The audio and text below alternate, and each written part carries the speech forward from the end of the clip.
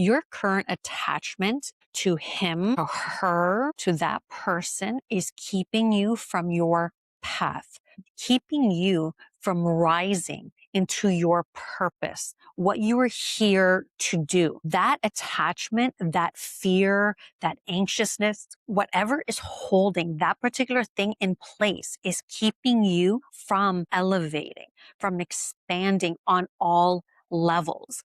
And that evil of the world, that dark of the world works to play on your fears, on your insecurities in order to keep you from rising into your power, into your alignment, into your truth, your authenticity, the brightness that's inside of you. Yes, you have childhood wounds that keep that attachment in place. And yes, those need to be healed. That is the most important thing that you need to do for you, is start to heal those in order to come into your power.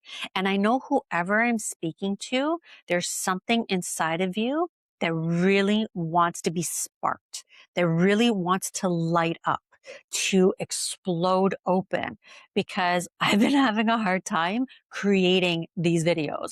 There's one somewhat similar to this that I was creating before, and it was one thing after another, even my throat, then the phone was ringing. There was always something happening. And even as then I realized, oh my God, if there's something stopping me from getting this message out there, that means I'm on the right track. That means I need to even more. So when there's something stopping you, you know you need to even more. Now, you need to be mindful of what that is. So for example, there may be something that you're thinking, okay, I got to do or I'm going to do, but you keep coming across these like hurdles. That could also be hurdles though, stopping you from doing something that will take you down a path that you don't want to go down. Or, you're driving somewhere. A lot of times this is used. You're supposed to be driving somewhere and you're going to end up avoiding an accident. That's not what I'm talking about here. I'm talking something that intuitively that you feel is greatness. Because as you expand, you also expand the collective. You start to come more in your purpose. And there's an energy in this world, entities in this world that don't want that to happen. They want to drop humanity. They want to keep them in fear. They want to keep them distracted from themselves. So your attachment is a way that is keeping you distracted from you, keeping you distracted from your purpose, from your growth, whatever it is that you are here to do in life, whether it be through a business or even just being who you are. Majority of the time, it's not only what you're doing outside of you, but if you, within you, elevate and grow, you automatically radiate. You automatically radiate and increase the frequency of the collective. And the more of us that do it, the more we can rise. A lot of times people think, oh, what are you doing out there in the world? It's not only just what am I doing out there in the world, it's what are you doing in here? Because this is even more powerful.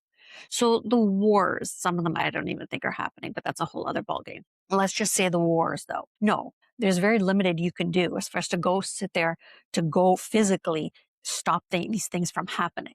Complaining about them doesn't help. Thinking about them doesn't help. But if you focus internally and raise your frequency, elevate your frequency, it has a ripple effect. And that's how you help what's going on in the world, by looking at you, focusing on you. And your attachment to this person is keeping you away from that. It's not only, yes, it's your wounds, it's your traumas that's allowing that to stay in place. And it's also being used to keep you from your power, to keep you from your highest timeline while you are here. So the most important thing you can do in your life is work on your attachments, on all attachments. It's not even just with a human. It could be attachments to money, attachments to scarcity, attachments to playing small, whatever it is. It's clearing those attachments. The number one thing you can do. How I personally cleared mine, my biggest one actually really was tapping.